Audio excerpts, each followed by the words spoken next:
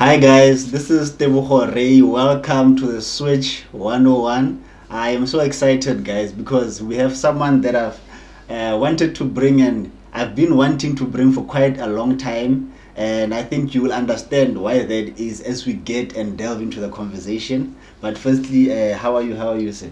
I'm good. How are you? I've never been any better. With remote holiday seeing, so I think I'm enjoying not having to go to class every day, as a student. Yeah. But I'm glad that you are good. But firstly, just start us off, and for the people that are watching, with just a brief introduction of who you are and handle what do you do on campus. All right. So my name is Ntuthuko Myaka. I'm a counseling psychologist. I work here at Wellness Center. So I'm responsible for student health and well-being. So I do campaigns and workshops, and I also do individual therapy to assist students with whatever challenges that they might be currently facing at that particular time. Okay, I think that's quite a holistic, view of things, because I think what's important, we can have an institution and academics and different kind of sports, but what will ultimately bring about a qualitative graduating student is how they felt throughout the process of every year. And I think that's just a testament to the type of person that you are, the type of feel that you bring, the holisticness of the your profession also. So you are a professional psychologist. Yes, I'm a professional psychologist, registered with HPCSA. Okay. So I have a license to actually practice psychology. Basically, so HPC, is it? Because I can run HPC because I come from side of Pretoria. There is an HPC that side, University of Pretoria. Is it that? Yeah, it's the same one. The same one. Yeah, those are the main offices that we have. Yes.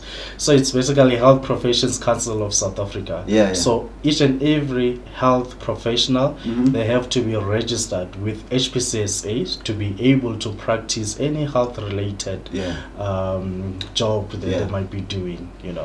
Like for instance, we have different people in the health professions. We have your doctors, your general practitioners, we have your dental doctors, we have your gynecologists. So they're all there in the HPCSA board, and they have to be registered with HPCSA.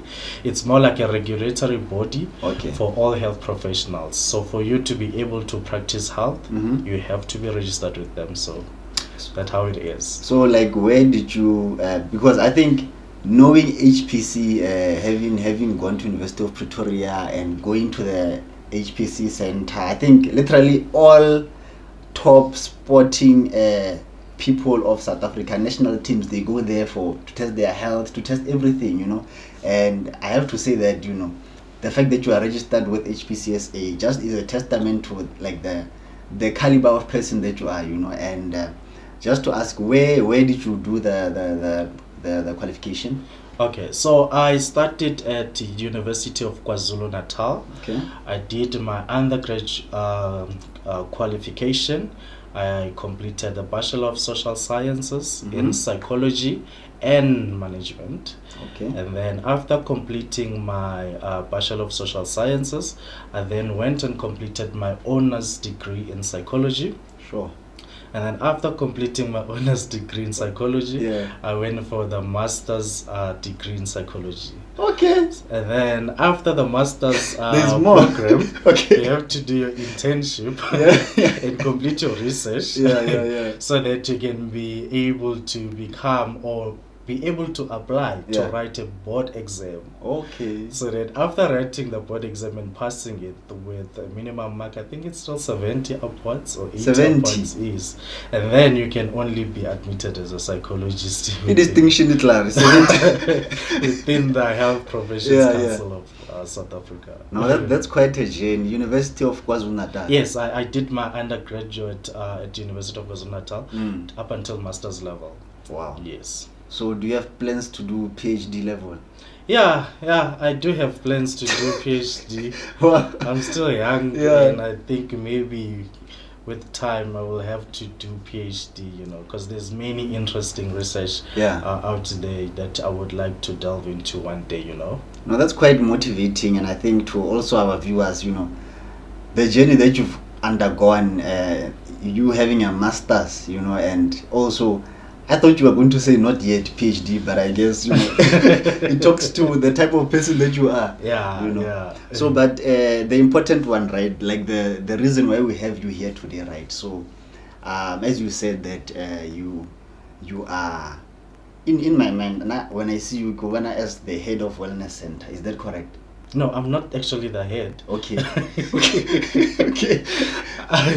We have the head at Wellness Center, who is the manager of the center. Yes. It is Miss Jelinda Nkili. Okay. Yes. So she's the manager of the Wellness Center, and I am just facilitating, running the programs, doing individual therapy, and assisting with peer-to-peer development or support. Okay. So I think maybe the idea is coming because I'm the one who's mostly Yeah, I see you. You have a nice office. The office is really nice. No, it's not about the You have a huge chair. It's very expensive. It's not about the office per se, but I would say it's because maybe you always see me. Because you don't see a lot of her because most of the time she's in the meetings, attending meetings, whether in Bloemfontein or online meetings and stuff like that. So you would see me doing most of the groundwork, because I'm the one responsible for that, and she's responsible for the management role here at the center. Yes. Okay, so with regards to like the job that you do here, like how do students, or how are they how would they go about booking an appointment with you or your colleagues here more campus? Okay, so how do you book an appointment here at Wellness Center? You go to the front office. We have the front office where our administrator resides, and then there you can either go physically, and then you would be able to be assisted with an appointment, depending on which psychology is available at that particular time. Okay. Yes, and then you will get an appointment date and time, and then you will agree to that. If you don't agree, then you will adjust it up until you find the most suitable time for you outside your academics, and then you can come and then have that appointment. So you can either do it in person, or you can send an email to her, and her email address is mmpuru@cut.ac.za. It's mpuru@cut.ac.za. Or you can also contact the front office at 057 910 3619. So those are the three ways that you can maybe try and make that appointment. If not, you can also send any one of my colleagues, if you know the email address, and then they'll be able to refer you.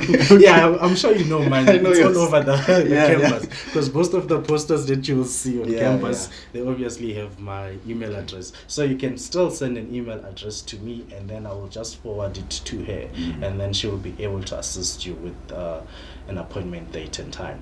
No, that's quite good.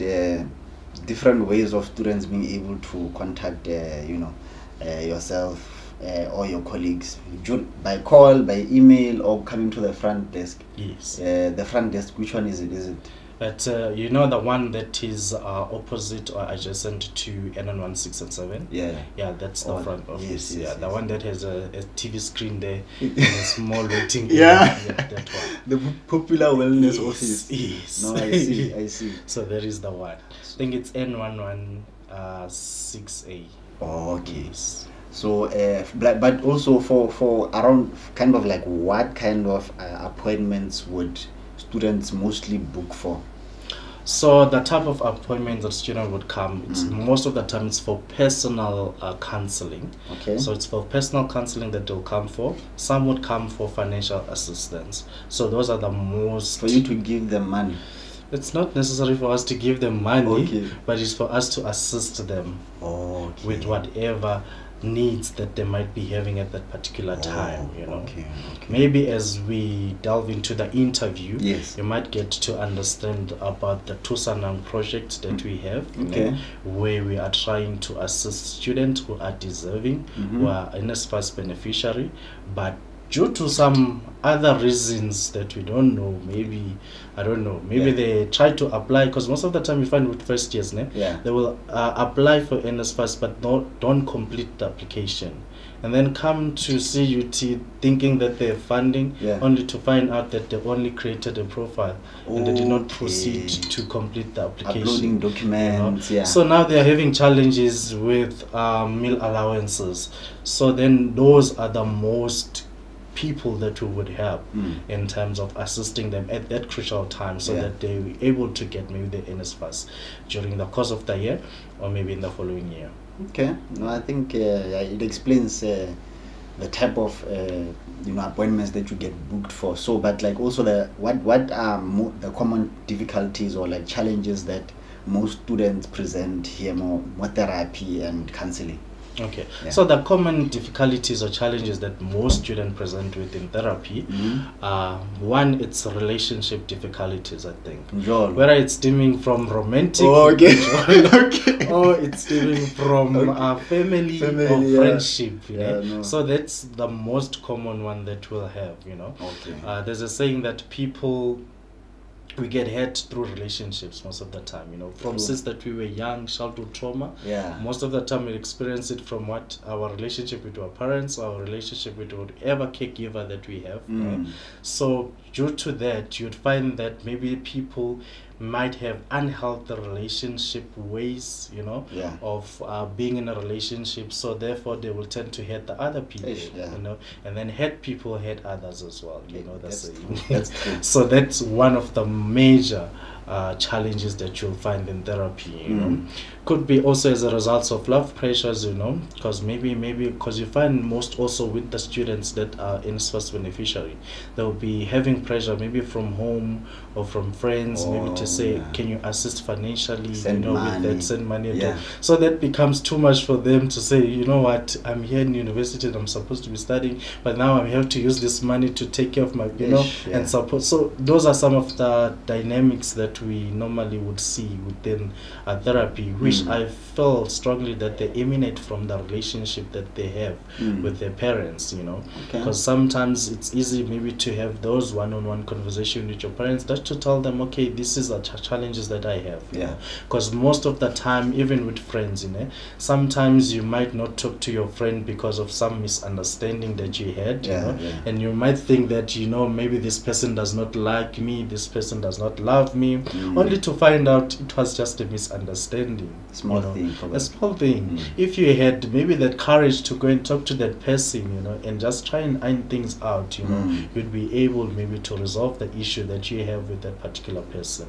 So most of the time is that. And with Umjolo, as you said, number one. So it's number one, because we are in a institution of higher learning, and it's a time where you also see students, they're exploring this and that, some are trying to find their identity, some are getting to understand who they are, so they will find themselves in relationships that they never thought they would be in, maybe just because they were exploring, maybe it's because of the pressures that they've been receiving from their friends or from whoever, so they'll find themselves in those relationships, and then what happens in those relationships as well, there might be power dynamics most of the time. You'd find that most first years, they will tend to date students that are seniors. And there's already this power dynamics there. True, because this one would obviously control this first year. Because they know more. Because they know more. They know more, they've experienced more in life, so obviously they will tend to do things maybe that might make the first year to feel maybe that they are not lovable, or maybe to feel that they're not worthy, or there might be something wrong that they're doing. Why am I trying so hard for this person, but then this particular person does not want to show the same love and effort that I'm exerting, So sometimes those are some of the challenges that you'd find when it comes to relationship difficulties. So, but would you advise first years to not date seniors?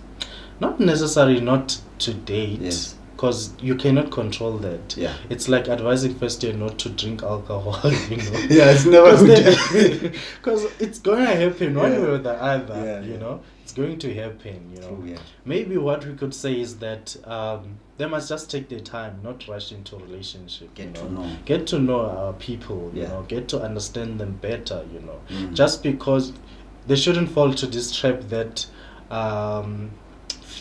which is something common in South Africa, I would say, and it's also happening in our institution. You'd find that people that are helping others, they tend to take advantages of them. So that maybe the senior student would say, I will help you 1, 2, 3, or 4, and then it's more like a cohesion now.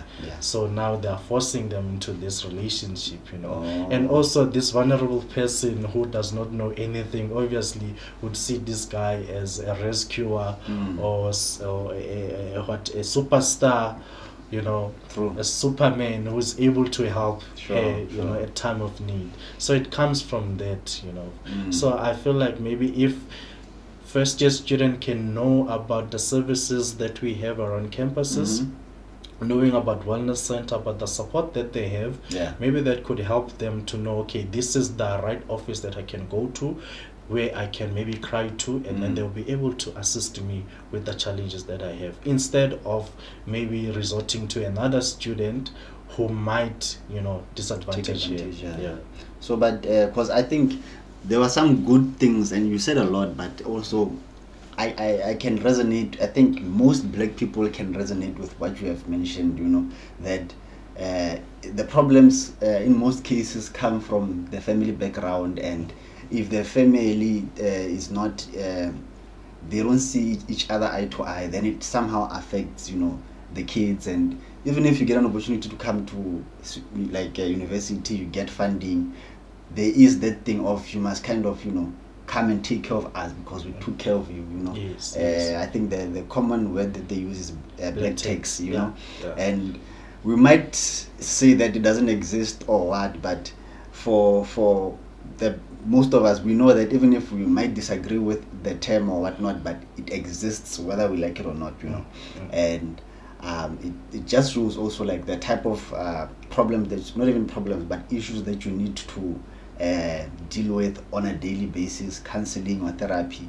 But would you say that these common type of challenges that you face are something that ultimately are some things that get ultimately solved, or how does it happen? Or some things are unsolvable, or I think the question that you are trying to ask is that am I able to solve most problems the student present? Yes. I would say no. No. I'm not able to solve most of the problems that student present with, because I'm not there to be the problem solver. But I'm there to offer counseling to them. So what am I doing? I am directing them towards the right path. But at the end of the day, they have to make the right choice. They have to make the choice to say, okay, I either go with this or I go with that.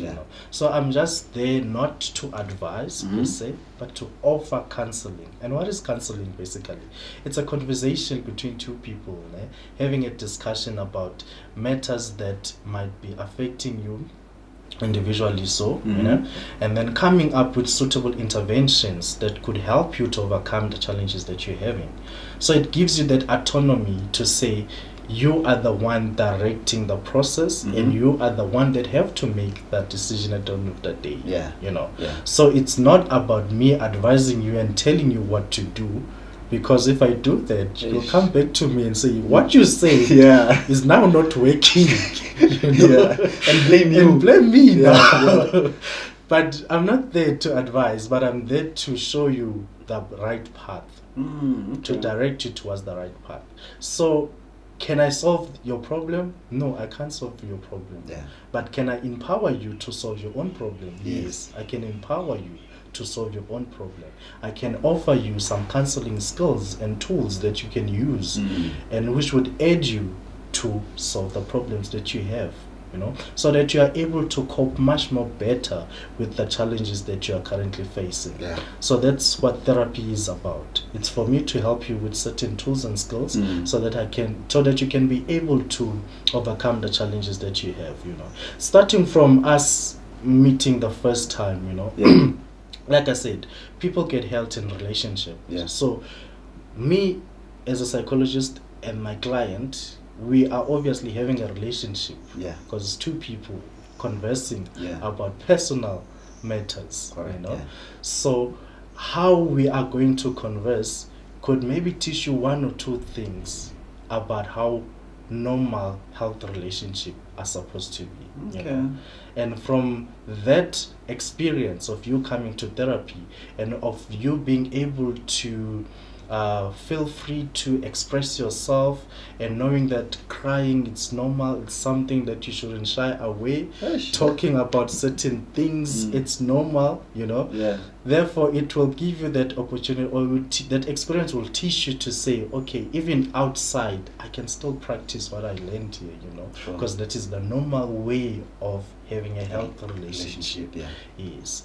So our relationship as in counseling, it's also a tool where you can be able to learn certain skills, so that going outside now of counseling, you are able to be a better person, or you are able to cope much more better with the psychological distress that you might be having at that particular time.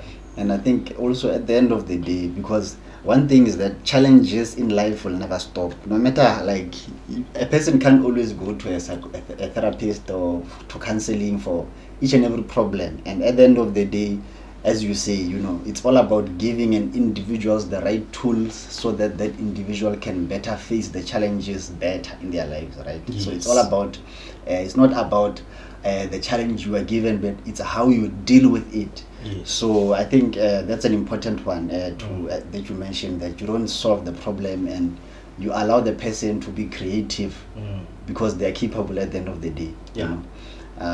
That's a quite good. I never saw it like that, but I thought you guys were solving our issues. No, it's not the case. I thought, it's not the case. Yeah, you solve issues.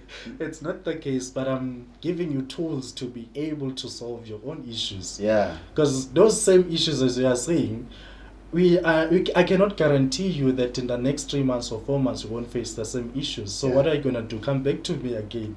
And you charge this time. You see, you charge. You see. Yeah. So it offers you that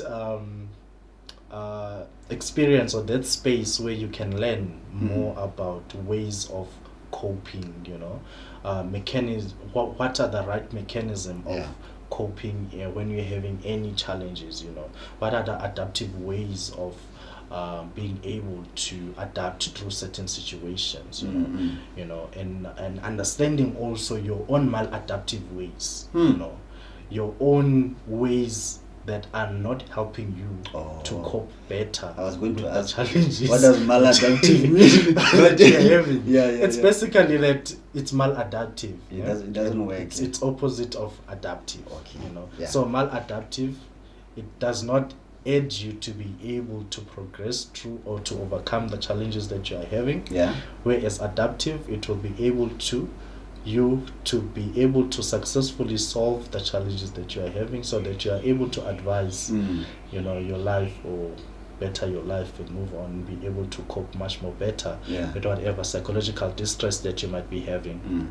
No, I think I learned a new word today, maladaptive. Now I'm using it. I get one. So, but students, some students might be feeling like, it's all good and well, to come to for counseling, for therapy, but I once some people don't trust, the confidentiality of the information that they share, because I think, as you said, sometimes people take long to actually trust the relationship in order to take out, things that are really personal and things that are jeopardizing a person's character and so forth. So with I don't know if it's client confidentiality, I've heard that like many times before, but can it affect you as a psychologist if you kind of reveal a person's personal information? Could it get you in danger as far as making even you lose your job or even get arrested? Yeah, it could. You could press charges. And with OP Act, the protection of personal information, you know, because what you discuss, it's your personal information, and I don't have the right to divulge that information, you know, even though there are certain limits towards that, but when it comes to confidentiality, it's an ethical practice, an ethical standard of practice that you should maintain as a health professional, you know. So that is what confidentiality is. It's like whatever that we're going to discuss or whatever that we are discussing would stay among us, you know. So you have a lot of secrets. It's not necessarily a secret. Okay. But it's to say that I am protecting your personal information, you know, because it's unethical for me to then share something that you confided in me with someone else, you know. So that's me, like I'm exposing you, I'm gossiping about you because you're not there, you know, and I'm just sharing this information with someone else, you know. It also breaks trust as well, because like I said, it's a relationship that I have with you, so I want to be able to teach you how to behave or what a healthy relationship should look like. Yes. So if I'm going to then break that relationship, so that means that the same people, maybe your parents that you once confided to, or your friends, and then you bringing that same issue into therapy and you say, I once told my friend this and this, and then I heard it now in the corridor, they're busy talking about me and laughing about me, and hence why I came to therapy. And I'm actually doing the same thing as well. So what's the purpose of therapy then at the end of the day? Because I'm not helping you. Instead, I'm putting you in a worse state. So I'm doing more harm than good, you know. So confidentiality, it's all about me having to protect you or to respect you, your autonomy as a human being, and to say that I value you because you could trust me with this information, you know, which was very important for you to talk about it. Because most of the time, as you say, secret, it's so difficult to share a secret with someone else because you're not sure what could help it. It takes time. You have to know a person. You have to know a person, you know. You have to know a person, let alone a stranger like me in therapy. Do they take long to disclose sometimes? Sometimes they take long to disclose. Sometimes it helps them because I'm a stranger and I'm not in the social cycle, so they won't see me most probably, you know, or they will only come to me whenever they might be having the issue, you know.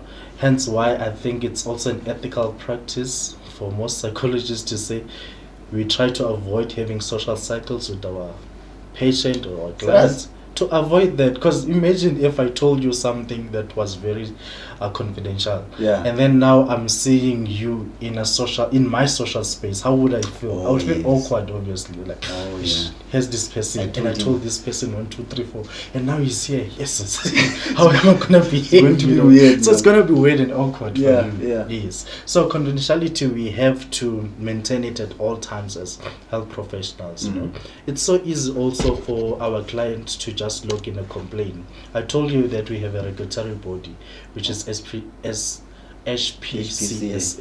There. So people can report you there, you know, and then disciplinary measures will have to be taken into account, and then you can be charged as well. Do you know you can lose your job? But the first thing is you lose your license. Obviously, if HPCSA finds you guilty, so that means that you cannot practice being a psychologist. So you'll never be a psychologist. Imagine studying for 6 years, 8 years. Wasting a whole master's. Gone. Because now you don't have a license, so you cannot practice psychology. No, so that's bad, So those are some of the professional standards that we have to keep. But I also mentioned that there are limits towards that. For instance, if I feel like that you are a threat to yourself or to others, then I'll have to break that confidentiality. And I'll let you know in the session that 1, 2, 3, 4, 5, I feel like it's a threat to you or it's a threat to others. So I have the duty to protect also the president. Oh. You know, they said law triumphs over ethics. Oh, law. Yeah. Okay. So law is above, and then ethics are below. Yeah. So if it's like, if I can make an example, maybe it's like there's this, maybe in GBV cases, you'd find that maybe this woman has been abused for multiple times, and most of the times, you know, and then one day he tries to defend herself and ended up killing the partner. Sure. As in, now it's murder now. And they're disclosing it to you. Not necessarily that they're disclosing to me. Yeah. I'm just trying to make an example of when I say law triumph ethics. Yeah. Even though she was trying to defend herself. Okay. You know, she had all the right to defend herself, but she has now committed what? Murder. Yeah. Yes. So what would she be charged with? Murder. Yeah. Yes, and then they can prove in the court of law whether he's guilty or not. But at the end of the day, the law would triumph with ethics, even though it was ethical for her to defend herself, because you have to defend yourself. Correct. You know? It's something that is right to do. Yes. So with also coming back to confidentiality and the limits towards confidentiality, it's something that is right for me to do, to report you if I feel like you're a threat to yourself. Or to myself and to others. How can you be a threat to yourself? Maybe that's what you're asking yourself. If I feel like you're too suicidal and you need support, I would have, and you are refusing for that, and then I would have to take drastic measures towards that. I will have to inform the people that you are living with to just be aware of your behavior, you know. I'll have to inform your parents if you're staying at home to say, you know, 1, 2, 3, 4, 5 is happening, you know. But firstly, the most important thing is that I will first discuss it with you. So you will first inform me that you have to do these steps, and to inform people around me to keep me safe. So that you understand why I'm doing this. I was not going behind my back. It's not going behind your back. I will have to tell you, okay, this and this and this and this, it's wrong. It's not something that I think you should be doing. Therefore, you have to stop. This and this and this is what I'm going to do to ensure that you are safe, and as well as the people around you are safe. I guess it's basically like that. Yeah, it works. It works also for my benefit. Yes. At the end of the day. At the end of the day. Remember, the purpose of counseling or psychotherapy is for you to learn healthy ways of behaving, healthy ways of relationship, healthy ways of thinking. Yes. So I cannot promote unhealthy behavior. I cannot promote unhealthy thinking, knowing at the end of the day that it's going to come back to you, and that it might do harm than good, you know. So that's one. Also another one, if maybe there's a child needs protection, I must report that to relevant agency or authorities. Also, if maybe a court subpoenaed me to come and disclose certain information, I would have to submit a report to court or go to court, because as I said, law triumph over ethics. So all my secrets, because the law subpoenaed you.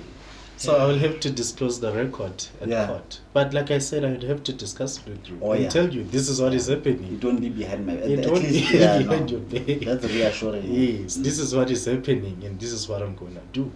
Because I cannot say, no, I'm not going to come to court since the court is subpoenaed. No, I can't. I have to, or else I'll be charged as well. You see. And I guess the court just won't call you if it's something that is not important or is not threatening or So those are the only limits towards confidentiality. But then anything else, we talk about it, we discuss it, and stay among us only. So, but do you know of someone or an example that as a professional psychologist once disclosed information and then they were dealt with? Have you heard of something of that sort? Knowing about it or hearing about it from media, maybe. Are you talking about that? I can't think of any currently, but I have heard of multiple cases where that had happened. Like I said, it's so easy for our client to go and lodge a complaint against us at HPCSA. You just go to the website and then You just send an email or type a message, those chat box, and then you're done. That's it. It's as easy as that. No, yeah. So I'm sure there's many psychologists that have been charged with that. Yeah. You know, and it's so easy for you to just, slip that information. You know, and it's easy in a way that sometimes you'd find that, like I said, the most part that I've keep on saying is that you have to discuss it with your client. So some psychologists might not discuss it with the client, and they might just rush and then later complain, and then the next thing the person goes to HPSSA and then the lodge, because I have to get a written consent. You have to sign to say that you are giving me permission to disclose this information. So if I don't sign? If you don't sign, then I don't have to. But then if I'm subpoenaed by court, or if a child is in danger, no choice. Or if you are in danger, I have to do it. But at least I informed you. You know what I'm going to do next. You know what's coming. No, that's quite that's quite interesting. That's quite interesting. I think most people that will be watching and that are even watching right now will learn a lot. And some of the things I never knew. There was that. The reason I asked you the question, or do you know anyone professionals? Yeah, I can't remember anyone. No, that's good, because that's what I'm saying. The reason I asked is because just to show the extent to which this thing is not a norm where professionals go about talking about people's confidential information. No, it's not. It's not a norm. It's not a norm. And it cannot be a norm. You know why? Because we are obliged by HPSSA to attend ethics workshops. Every year, or every 2 years, frequently. There's a point system that they have. They call it continuous professional development, CPDs, where you have to meet a certain number of points for you to be able to stay in the register. And for them to be able to also protect you if maybe they find out that maybe there might be some unethical practice that you did or whatever thing. So we have that body. So I think for ethics it's 15, if not 20 points that you must have every year. You must have those 20 points. Or else, if something happens, like I say, we are human beings at the end of the day. We are not machines. No, so confidentiality can be easily broken, So I think such programs that HPSSA has, they somehow force psychologists to stay abreast with the current trend in terms of ethical practices or standards. No, that's good. That's good. I don't know about the points. I guess they make the body to be reassured that professionals like yourselves, by attending the workshops, that you are according to the standard that's required. Yes. So you have to attend those workshops, and you have to get those points. Or else you might be in trouble, because they shall say you are non-compliant.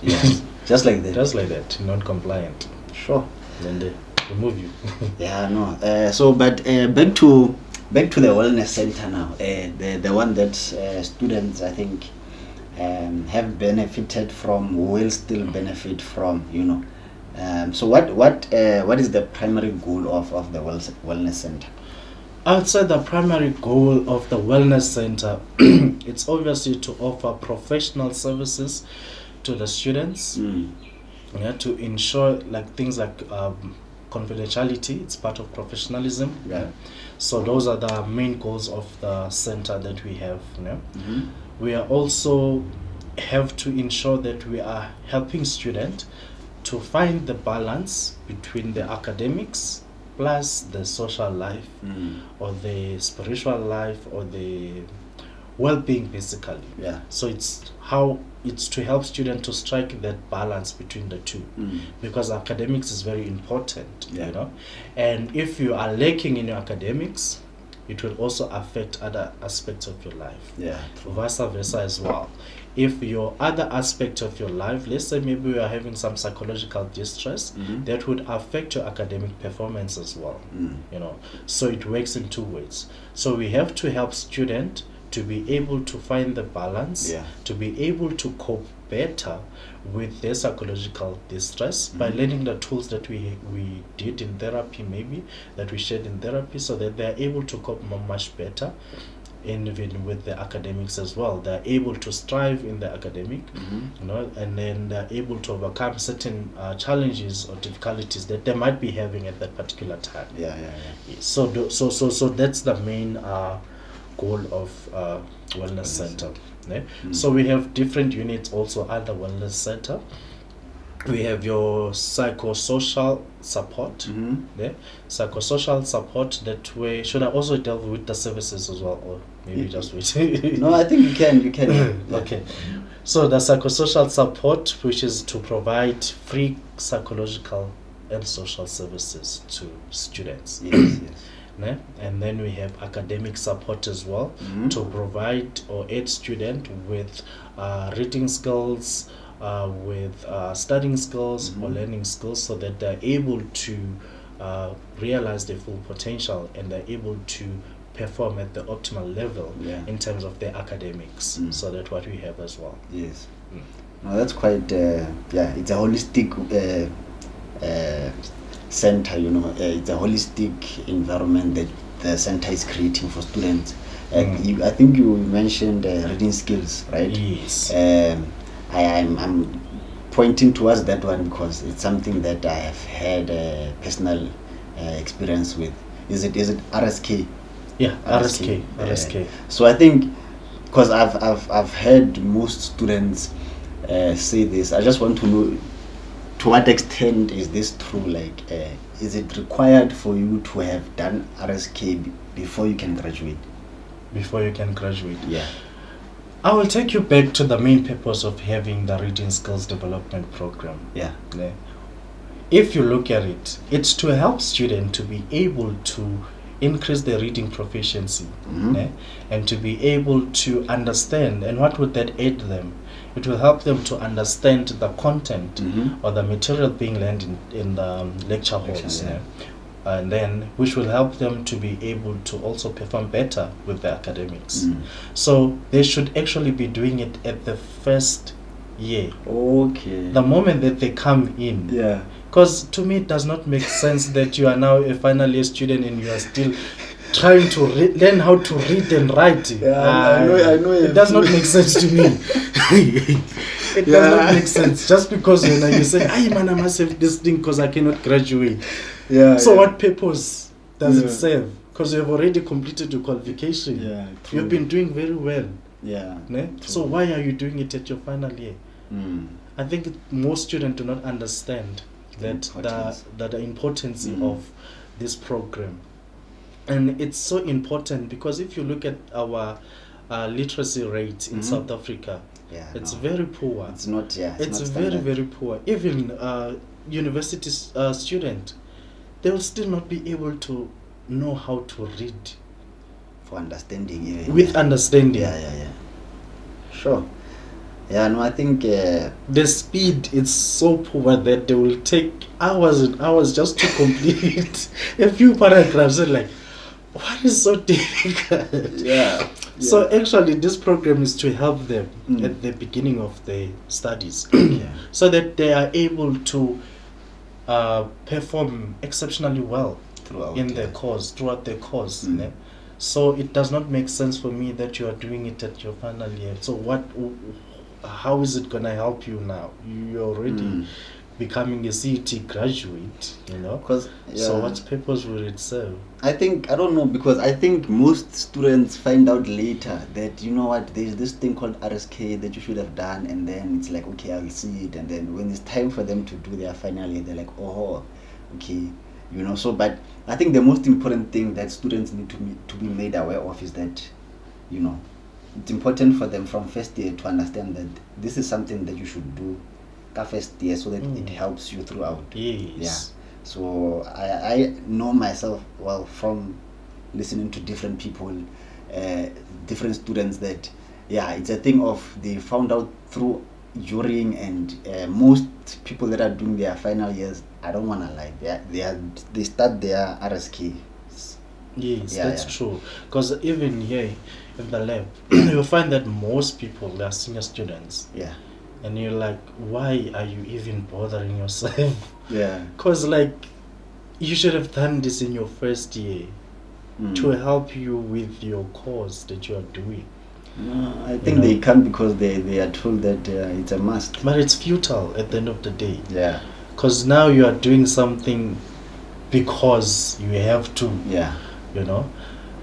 But you should have done this earlier on to help you with your academics. Not that you have to because you want to graduate now, which does not make sense to me, you know, because it's not going to help you at the end of the day because you've already completed your course. And they're struggling with it, you know. Yes, those final year students, they're struggling with that. Ask yourself, how did they English? How did they pass from first year, second year, third year, fourth year? Like, how did they? How is it possible? Yeah, no, I shouldn't be laughing because yeah, it's a serious matter. Yeah, it's a very serious matter. Because it's tough. It's tough. I don't want to lie. It's tough. Yeah. Because just coming to reading skills and knowing how to read and write, it's important. You know, it's important because going to the workplace now, you don't even know how to write a proper email. Sure. You know, that thing would come back to you and like, hey, this is not how you write an email. But you still see it even with colleagues. Is it? And you're like, yo. Sure. The nerve of sending such an email. No, it's like maybe they're sending you a WhatsApp text. Hey, like a WhatsApp text. Hey, what's up? Like, what? I thought you were colleagues and you were professional and we must maintain our professionalism here, you know. Yeah. So it's very important because I feel like it will help people and it could like make them to become better, you know. Yeah. The better version of themselves and to understand that reading is very important as well, you know, even throughout your whole life, you know. You have to study, you have to learn, you know, so that you can keep your mind to be, you know, fresh or to be able to grasp certain things easily, you know, because even in the workplace you still need to continue to learn, you know, there's still continuous professional development. You can't be stagnant, you know, else you'll be irrelevant. Correct. So you have to continue to further your studies, to learn, you know, and so that you can become a better person. And it starts by you just knowing how to read small things. So with the wellness center goals that you just highlighted for us, so would you say that wellness center is achieving those goals? The goals that are helping students to find the balance. Yes. I would say that we are trying our best to be able to assist students, you know, to find that balance within the life pressures and the academics, you know. Because most students, they come to university thinking that it's all about getting a qualification. And then that's it. And then what are you going to do with that certificate? They will ask you if you do have experience. And like, you don't have any experience. And you ask yourself, where should I have gotten the experience? I've never even worked, you know. It's my first time trying to find work, you know.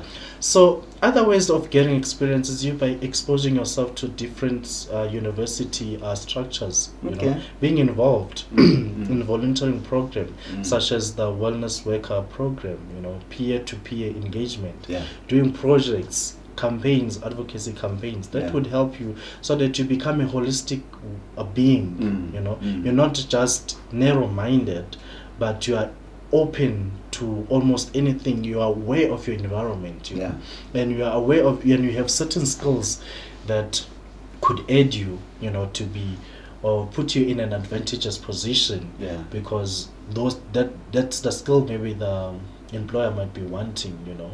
Like for instance, having excellent communication skills, you know, it's a skill that that's you might that you could learn not only by you studying your course, but by being involved in the university's community. That's the only way you can improve your communication skills. Learn different personalities. You know, you learn different personalities. You learn how to have interpersonal intelligence. You know. What we call emotional intelligence, you know, because that's also a key, because you find that most people, they are lacking in that aspect, but they do have your intelligence, like your coefficient intelligence, but then when it comes to emotional intelligence, they're lacking in terms of that, you know? And it's something that we should be aware of, or that we should be teaching ourselves how to improve that intelligence. The same way, the same effort that you are putting in your studies should be the same effort that you are putting in getting your emotional coefficient also high. Really? Yes. Okay. Why should it be different? So between intelligence, like, I don't know if it's EQ and IQ. Yeah, EQ and IQ. Yes. Which one is important? Which one is better? Which one makes you a better person? All of them. Yeah. All of them are important. All of them are important, and all of them make you a better person. I believe, for one, that you must be a holistic human being. Because for you to have a PhD in mathematics, but you cannot teach mathematics to humans, to other human beings, you cannot explain it to. It's useless to other people, because it's like, yes, you have all that knowledge, but you are not distributing all this knowledge. So what's the point? So you have to be able to distribute that knowledge, to other people, so that you can help them to overcome the certain problems that you once faced, and tell them this is how you can solve this problem. So it's important, and for you to be able to share that knowledge, you must have your emotional intelligence. Your EQ. It's important. How do you communicate it? How do you converse what you have studied now to other people? That's important. And I think I don't know if it's the only way, but one way to actually work on your EQ is by actually having interactions with different personalities, learning people, being able to read emotion, being able to. So I think people skills is quite important. It's quite important. It's quite even in the work environment. People skills quite important. People skills are quite important. I always have this saying that relationship precedes production. That I have to have a relationship with you so that we can produce something that is magnificent. If I don't have a relationship with certain internal stakeholders within the institution, and external stakeholders, it becomes very frustrating for me to do my job. Because I cannot maybe talk to this person or try to ask for help from this person.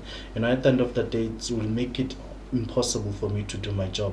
So I have to have those relationships with other people so that my production as well, my output could be also excellent. There's a saying that if you want to go fast, go alone, but if you want to go further, go with other people, go with a group of people. It's powerful.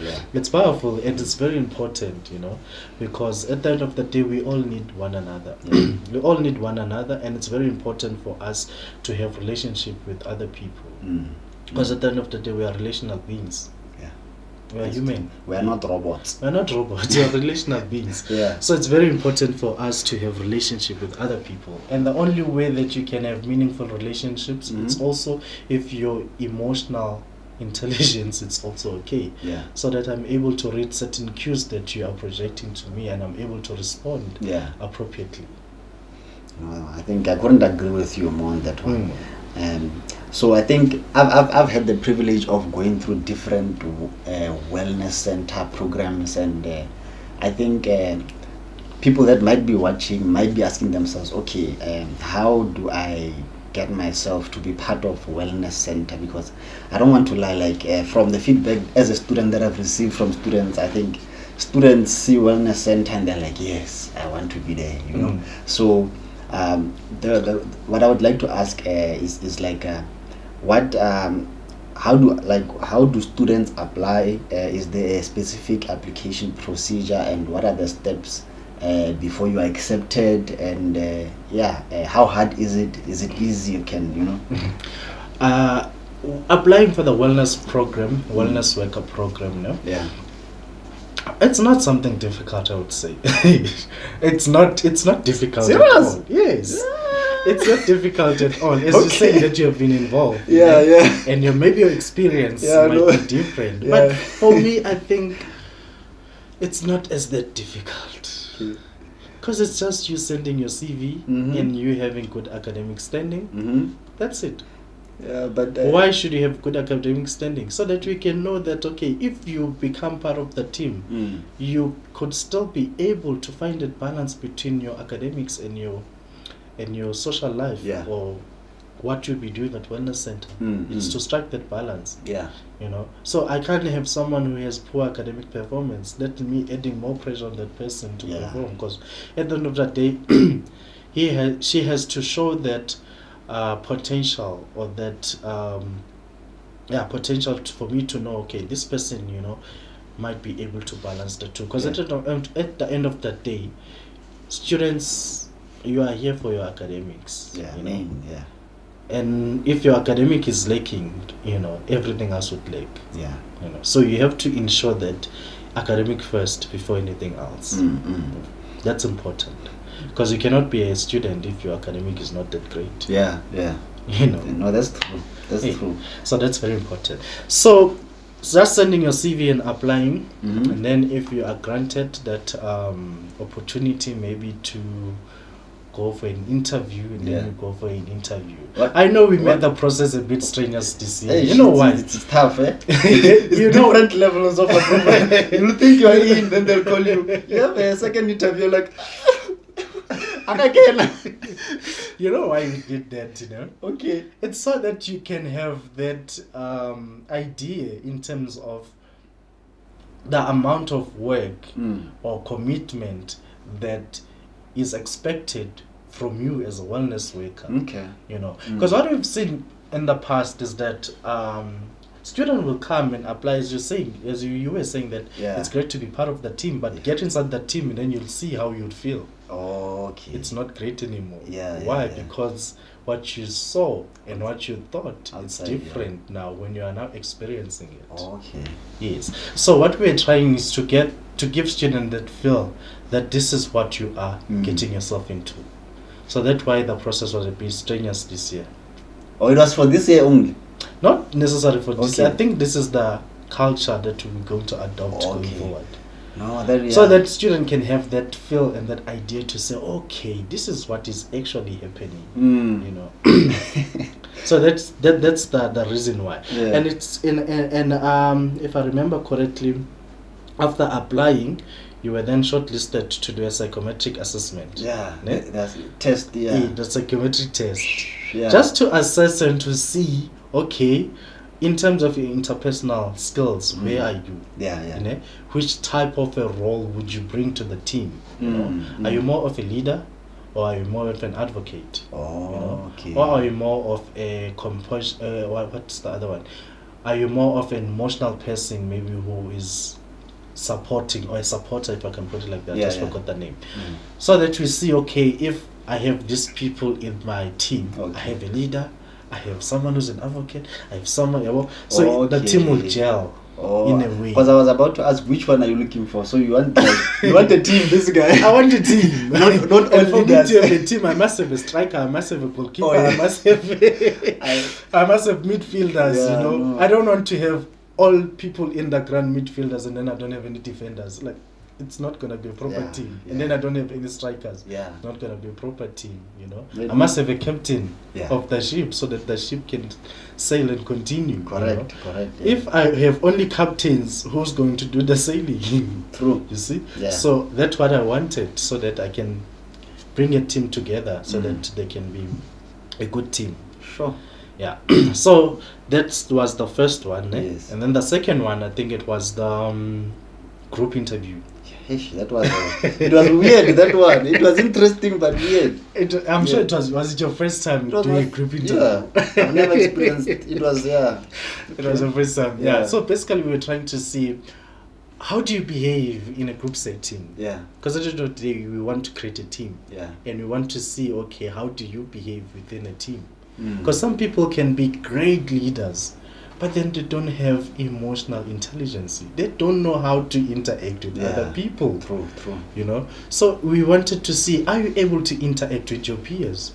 You know, are you able to bring up ideas? Are you able to share them and express them in a way that other people would be able to understand? Are you able to gel with the group? You know, or you just want to be mighty and, you know, just do your own thing? So we wanted to check that, you know. Are you more of a controlling freak? That everything must be revolving around you. You are the centerpiece of attention. Or are you able to gel in the team and be able to give other people opportunity to talk and to engage as well. You know, so that's what we're looking at. No, because you go in the room and then they're like, discuss this. You will tell us when you are finished, and everyone just starts talking. Yes. And and the one who's talking might think, hey, I'm doing a great job. And you know, that's not what you're looking for. You're a control freak, maybe. You just want to control everyone. You're like, hey, this is how. No, we want to see if are you able to work in a team, in a group. Just discussing a scenario, and you guys are just watching, not saying nothing, just watching. Yes. Are we done? Okay, let's talk some more. Talk again. Yeah, it was an interesting one. It was an interesting experience. Yeah, I'm sure it was also help you in your work environment as well. Maybe when you are shortlisted at work and like, hey, there's a group interview. You know now what to do. I know. You see? Now I know. You know what to do, what they're looking for. No, that was quite good. Yeah, and then, so it won't be a shock to no. you. And then the last one was obviously the individual interview. Yes. Just to get to know you better at an individual level. Yeah, that was it. No, I in the individual interview, that's the one that I was hoping for, you know, and I was just like, no, these other ones I was just like, they caught me off guard, you know. First one, the test, and then you have to 200 marks in. It was interesting. It was interesting. Yeah. It's something that we adopted from the master's program, because when you are applying for the master's program in psychology, you attend those interviews.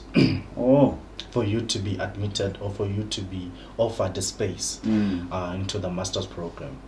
Okay. So you'd attend. We don't do psychometric now, but some institutions they do psychometric assessment, and then after completing psychometric assessment, you will then have multiple interviews. I remember we had group interview, we had individual interview. The first individual interview was on my career prospectus, like what career would I like to undertake, like where would I like to work basically. Okay. That's what it's about, because I'm already applying for this certain type of qualification, and now how am I going to use it? Yeah, that was it. And then the other individual interview was to get to know me better, my personal experiences, my background, who am I, and stuff like that. And then the other one was research based. Am I affluent in my research? Am I able to understand research concepts? Am I able to apply those research concepts and stuff like that? Yeah. So that was the other one. So I think it was 4 interviews that we had to attend, and then after that, that was only the time that they would say, okay, we're offering you or not. So you took those interviews from there? Yeah, we took that from our past experience, you know, from coming to the master's program, psychology. No, that was it. I mean, it was an interesting one. It is. When we were sitting, we were just seeing people, fall like flies. Chiki, there is the first group. You are like sitting together, like we are writing this test. Third interview, you don't see them. So we were just discussing, where's this one? Like, it's tough, eh? It was tense. It was quite. It's tough. It's round 1, round 2, round 3. Are you able to stand all those rounds? If you are able to, you're the best man for the job.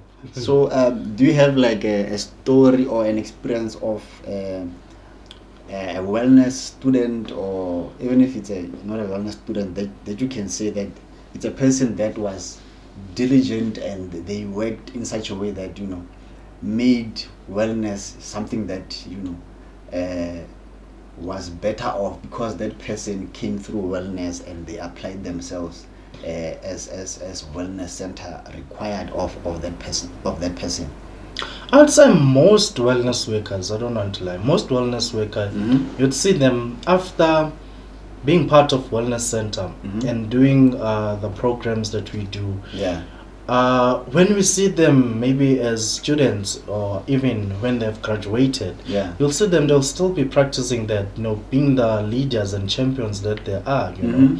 So you would see them achieving remarkable things, doing remarkable things even outside wellness center. Most of them, I know my previous wellness workers last year. I know Bob, one of them. Yeah. You know, Yeah. he was very committed, a very committed guy who was very passionate, you know, about helping others, you know, and about advising the advocacy campaigns of certain social ills that we have within our institutions, you know. And then this year he's also still flourishing in the SLC role, you know. Doing the skills that he acquired, you know, when he was a wellness worker, you know, the leadership skills, which he still demonstrate, helping other people through his leadership skills, poetry, you know, having NGOs, you know, some of them. He has an NGO. Some of them are there involved in one of the NGO that they have. I just forgot the name. I think it's Bob.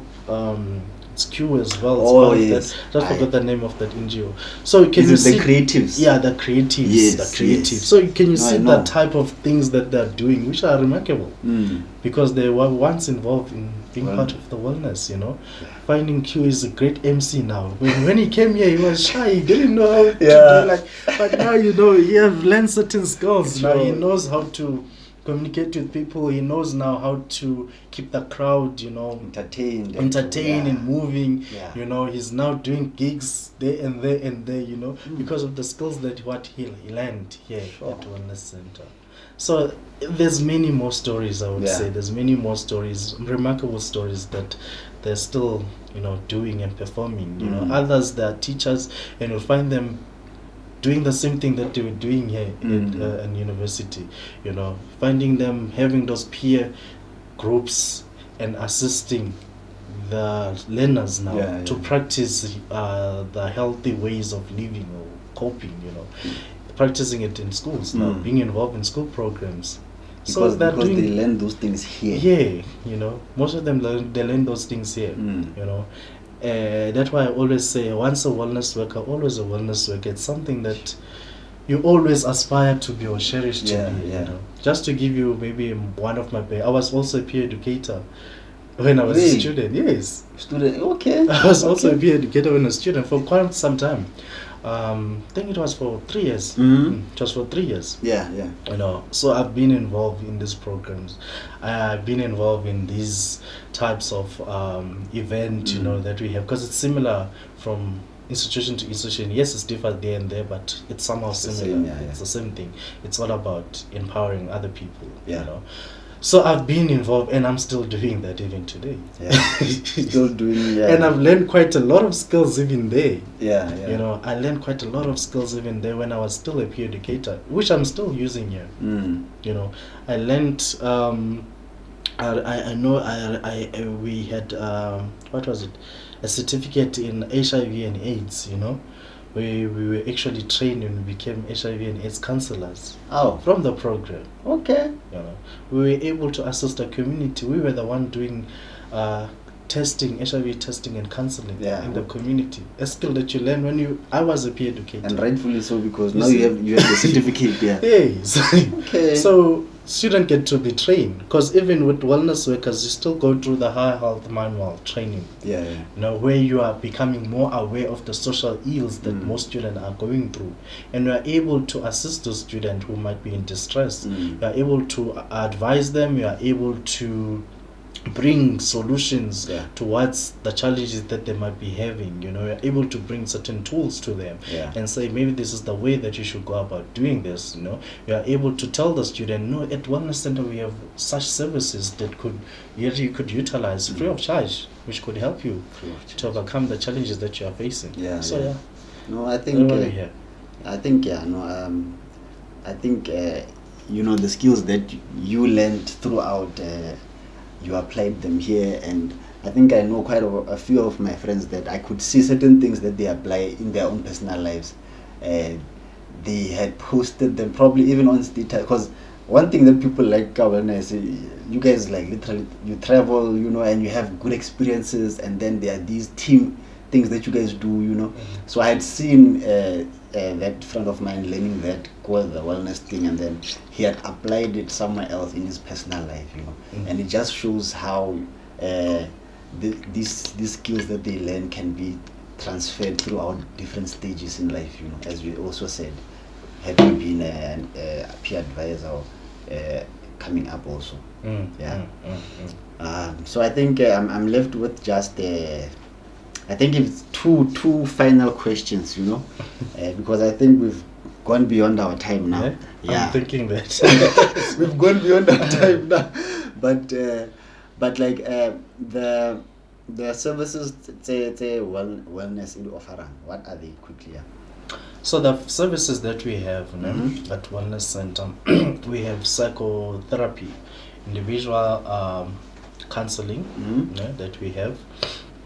We also have career assessment. You know, some students come to higher education institutions here to explore, but then they might think that, okay, I've applied for IT, but now I don't want to go and continue with IT. I think I'm more of a humanities person, you know, so they want to change. So we do a career assessment, and then we try to assist them to make the most suitable career choice. Okay. And then we also have like I say, advocacy campaigns that we have at Wellness Center, like your gender-based violence campaigns that we'll be having, like your wellness weeks, you know, HIV and AIDS awareness, cancer awareness. So those are the advocacy campaigns that we have around our campus. Okay, we also have peer-to-peer program, like the wellness workers that we've been talking about, so that's part of it.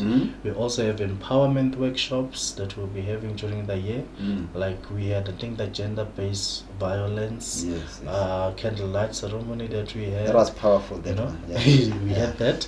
There's many other. There's one that we had also, which I also think it was powerful, the financial health workshop that we did at the beginning of the year. It was also very powerful to assist students, especially because most first years they will be receiving huge sum of money, and they will be like, I'm going to blow it, and the next thing you're ending up, I blew it, and then it's tough now for you to survive the other months.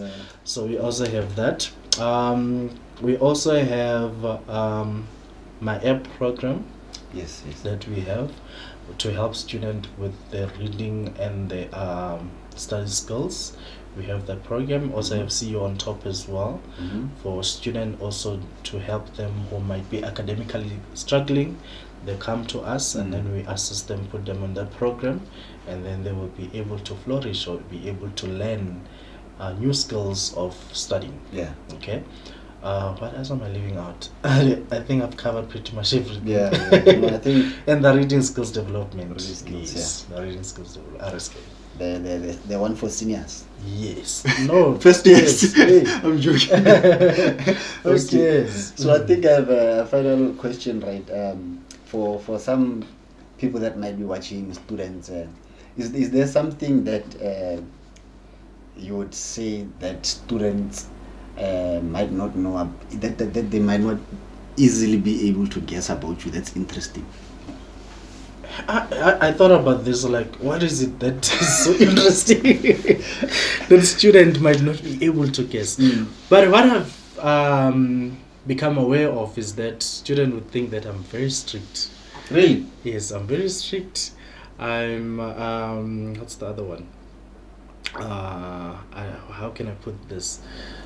Like, I'm very uptight. Yes, I'm a very uptight person. Okay. You know, but then as you get to know me, I feel you get to understand who am I, and then I'm just a guy. You know, I wouldn't say you're strict. I think. I'm not that strict and I'm not that harsh. You know, but I'm just a guy that likes to challenge people. You know, to self-actualize. That's it. You're just a professional psychologist who is reserved and speaks. I think one thing I've seen, psychologists, they have this calmness about themselves. You know, you never find a psychologist that's like, or you know, they're just calm, centered. When they speak, their voice is just like neutral and it's like calm, you know. Exactly. So maybe they see that. Imagine having counseling with someone who has a high pitched voice. Like, obviously, how would you feel? Like, hey, this guy is shouting at me. I wouldn't tell them my secrets that way. You see, it will be difficult. No. So I think with most psychologists, that is how we are. You know, the personality. That is our personalities are like that. We are reserved And we just like to listen to other people's problems. Centered, yeah. Yeah, we just like to listen other people's problems, and just to get to know people and understand them. Yeah.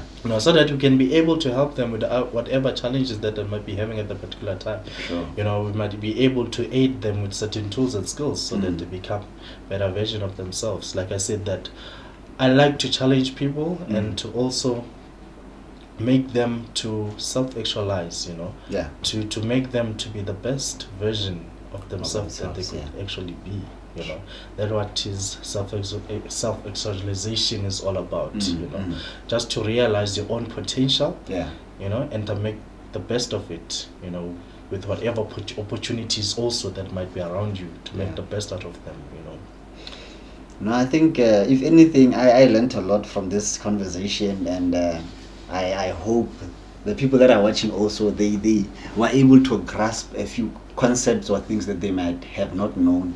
And I have to say thank you so much for agreeing to have the conversation with me. And if there's anything that you would like to say to the students, now it's December, they'll be coming next year, and you'll be seeing them again. I don't know if you have one final message to students that might be watching. If you can just look at the camera, just leave something. To the students, well done for making it this far. You have completed your exams. Some of you might still be doing your exams, but I just want to say, take this time as you're going to the festive season to rejuvenate, to rest, and to also celebrate your successes, and to also take care of yourself in the process, so that when you come next year, you are ready to go, you are fresh, and then you are ready to hit the road. And then all the best, wishing you a very jubilant festive season. No, thank you so much. From the Switch 101, we are so excited and happy. Please, guys, leave your comments, leave your likes, subscribe, and we will see you again with the next one. Thank you so much for having me. It's a pleasure. The Switch 101.